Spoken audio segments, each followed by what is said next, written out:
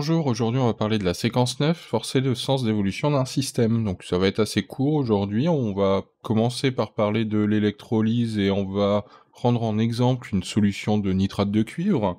Ensuite on parlera un petit peu de l'accumulateur au plomb et on finira par évoquer différents stockages de l'énergie chimique.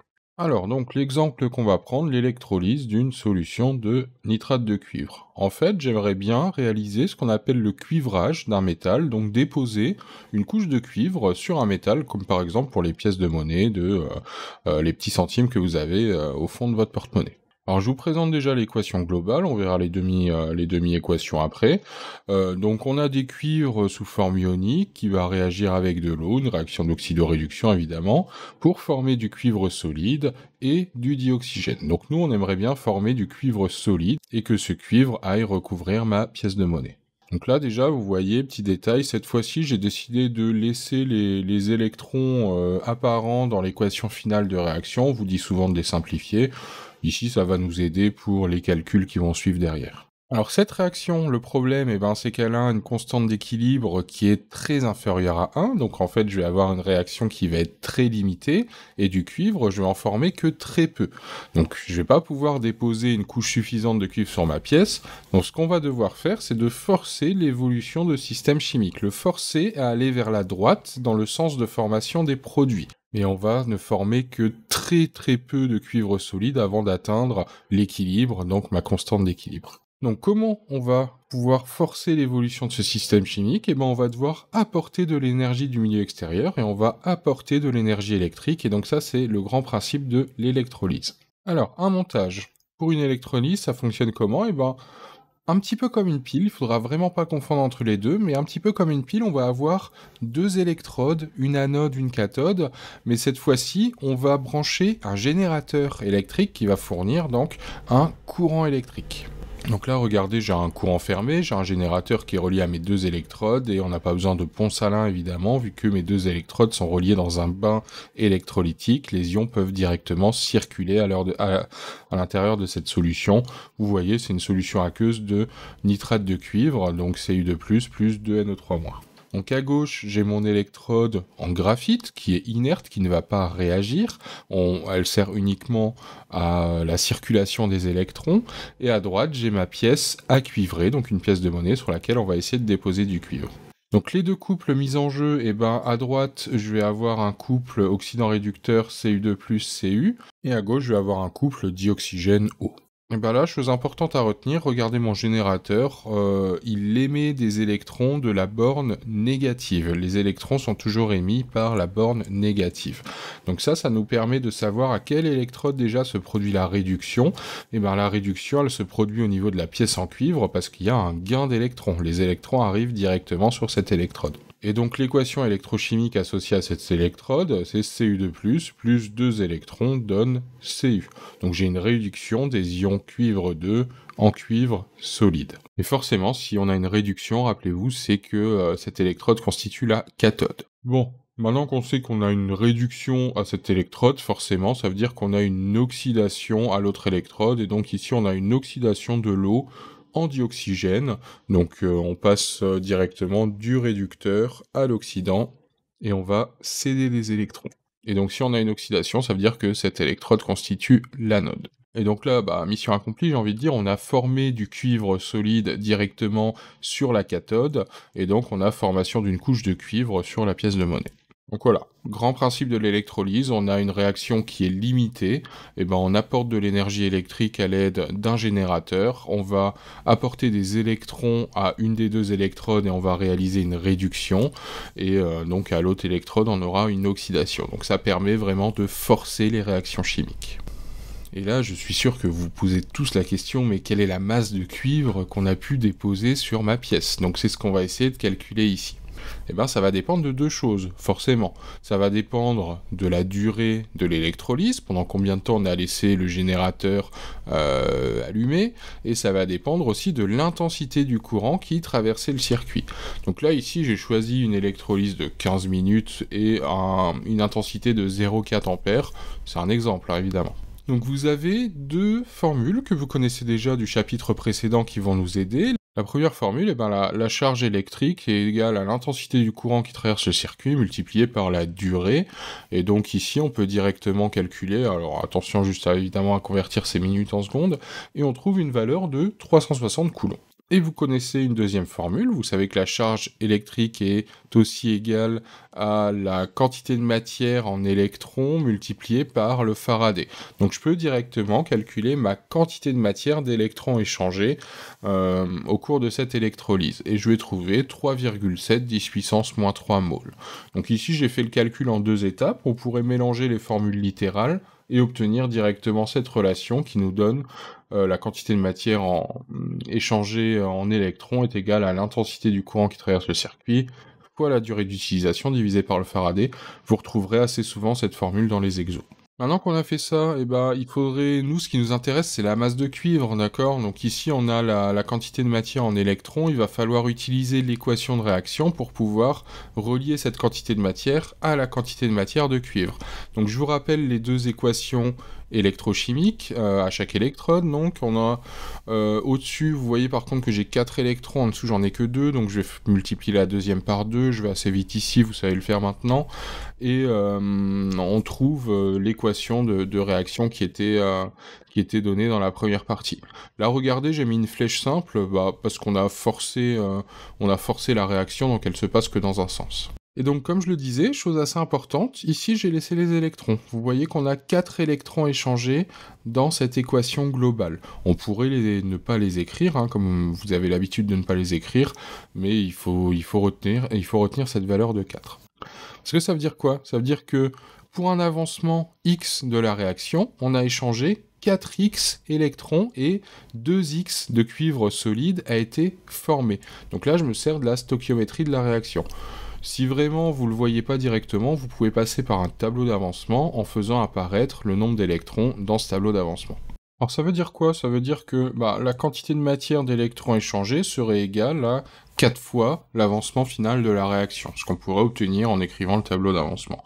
Même relation pour la quantité de cuivre formée, ce serait égal à 2 fois l'avancement final de la réaction. Donc si on isole l'avancement final dans chaque équation, on obtient ça, et on peut directement égaliser XF, et on obtient la relation que vous avez l'habitude d'obtenir, et que certains d'entre vous savent obtenir directement en regardant l'équation de la réaction. Donc on a trouvé un lien entre la quantité de matière d'électrons échangés et la quantité de matière de cuivre qu'on a formée sur ma pièce. Donc vu qu'on connaît la quantité de matière d'électrons que l'on a échangé, maintenant c'est très facile de calculer la masse de cuivre. On va pouvoir directement faire ce calcul en utilisant la masse molaire du cuivre, et on obtient une masse de 1,2 10 puissance moins 1 g, donc 0,12 g. Alors dans la réalité, sur les pièces de 5 centimes, on a une masse qui est environ égale à 0,25 g. Donc cette technique, là on a parlé du cuivrage, on peut le faire avec d'autres métaux, on a du zincage, du chromage, du nickelage, etc. Donc ça c'est ce qu'on appelle la galvanoplastie, on va permettre avec cette méthode de restaurer des objets anciens, on peut réaliser des dorures par exemple, notamment, vous le savez, ce fameux ballon d'or, et en fait c'est du laiton qui est recouvert d'une fine couche d'or par au-dessus. Alors, on va parler un petit peu de l'accumulateur au plomb. Donc on va voir un fonctionnement simplifié, on va pas rentrer dans le détail dans les équations électrochimiques. Donc, en 59, voilà, on a un physicien français qui crée pour la première fois un accumulateur au plomb. Et donc un accumulateur, c'est quelque chose qu'on va pouvoir charger en énergie électrique, et il va pouvoir restituer cette énergie électrique par la suite. Donc on va voir un petit peu comment ça fonctionne. Donc le schéma général, on va pas s'attarder dessus, mais vous voyez que vous avez un pôle négatif, un pôle positif. Là c'est dans le cas où on aurait un accumulateur qui serait déjà chargé, donc ça fonctionnerait comme une pile. Et après, donc, il faudrait le recharger en apportant de l'énergie électrique du milieu extérieur, l'électrolyse. Donc là, vous voyez que vous avez différentes cellules qui sont séparées entre elles. Et chaque cellule, c'est un accumulateur. Et donc, une suite d'accumulateurs, c'est ce qu'on appelle une batterie. Donc, une batterie, c'est plusieurs accumulateurs qui sont associés entre eux. Attention, en chimie, on évite vraiment le terme de pile rechargeable. Voilà, on utilise le terme accumulateur. Une pile n'est pas rechargeable. Une pile, elle débite un courant électrique, on ne peut pas la recharger. Par contre, un accumulateur va pouvoir être rechargé. Donc en fait, quand vous achetez une pile rechargeable dans le commerce, vous achetez un accumulateur. Donc voilà, cette batterie, elle va pouvoir soit fournir de l'énergie électrique, soit c'est nous, quand on va vouloir la recharger, qui allons lui fournir de l'énergie électrique. Donc là, pour l'instant, on va voir le fonctionnement en mode spontané, donc l'accumulateur agit comme une pile et fournit de l'énergie électrique. Donc, c'est le schéma d'une pile, hein, comme on a vu au chapitre précédent. On a deux électrodes. Alors regardez un petit peu la composition. J'ai une électrode à droite qui est en plomb solide, et à gauche, j'ai une électrode qui est elle aussi composée de plomb solide, mais qui est recouverte d'une couche d'oxyde de plomb PbO2. Donc j'ai deux couples oxydants-réducteurs différents. Dans ma solution, vous voyez que c'est un bain, en fait c'est de l'acide sulfurique tout simplement. Et donc à gauche, mon couple redox, ça va être PbO2, Pb2+, donc l'oxyde de plomb et les ions plomb, et à droite, ça va être les ions plomb et le plomb solide. Donc là, vous voyez que les électrons sont émis par mon électrode à droite, donc forcément, à droite, on va avoir une oxydation, d'accord? Les électrons vont être émis par cette électrode, donc on va être à l'anode. Et la demi-équation associée, donc forcément, on libère des électrons, donc Pb donne Pb2+, plus 2 électrons. Donc si on a l'oxydation sur mon électrode de droite, j'ai forcément une réduction sur mon électrode de gauche, c'est normal vu que mes électrons arrivent sur l'électrode de gauche, et donc j'ai l'oxyde de plomb qui va s'oxyder en ion Pb2+. Et donc là on sera à la cathode. Donc l'équation globale, je vous l'ai réécrit au-dessus. Ce qui est important de comprendre, c'est qu'ici on a une constante d'équilibre qui est largement supérieure à 1. Donc ça veut dire que mon système va évoluer dans le sens spontané, et on va donc avoir un déplacement d'électrons dans le circuit, et je vais créer donc un courant électrique. On va agir comme une pile. Fonctionnement spontané. Alors au bout d'un certain moment, forcément, lorsqu'un des deux réactifs a disparu, la réaction va s'arrêter et la pile ne débitera plus. Ce moment-là, le quotient de réaction QR sera égal à la constante d'équilibre, et donc ma pile sera à l'arrêt, ma pile ne débitera plus. Et maintenant, on va devoir apporter de l'énergie électrique pour recharger cet accumulateur. Alors, je vais remplacer, tout à l'heure j'ai mis une lampe, juste pour fermer le circuit, on aurait pu mettre n'importe quoi, une résistance, etc. Cette fois, je vais brancher un générateur de courant. Donc, comme dans la première partie, regardez, je vais apporter des électrons sur mon électrode en plomb. Et forcément, tout à l'heure, c'était l'électrode qui débitait les électrons. Maintenant, on lui en apporte. On va réaliser l'opération inverse pour reformer les réactifs. Donc les couples, c'est toujours les mêmes. Par contre, les équations électrochimiques, elles sont inversées. C'est les mêmes qu'avant, mais à l'envers, d'accord? Donc j'ai Pb2+, plus 2 électrons, qui va former du plomb solide. Donc cette fois, j'ai réduction des ions Pb2+, alors qu'avant, j'avais oxydation du plomb solide. Donc voilà, j'ai les deux mêmes équations électrochimiques, mais dans l'autre sens. Et donc forcément, l'équation globale de ma réaction, c'est la même que tout à l'heure, mais dans l'autre sens. Avant, j'avais mes réactifs qui formaient des produits, et là, j'ai repris mes produits tout à l'heure, et c'est devenu mes réactifs, d'accord? On a forcément ici une constante de réaction qui est très inférieure à 1. Le sens privilégié, ça devrait être dans le sens de formation des réactifs, d'accord, par rapport à l'équation qui est écrite ici. Donc, forcément, pour réaliser cette réaction, pour reformer mes produits, je vais devoir forcer cette réaction et apporter de l'énergie électrique. Donc là, qu'est-ce qu'on est en train de faire? En gros, si on réfléchit un peu, on apporte de l'énergie électrique et on va stocker cette énergie électrique sous la forme d'énergie chimique, d'accord, en recréant les réactifs. Donc en fait, je vais convertir de l'énergie électrique, la stocker sous forme chimique, et plus tard, je pourrai réutiliser cette énergie chimique pour la reconvertir en énergie électrique, et ainsi de suite.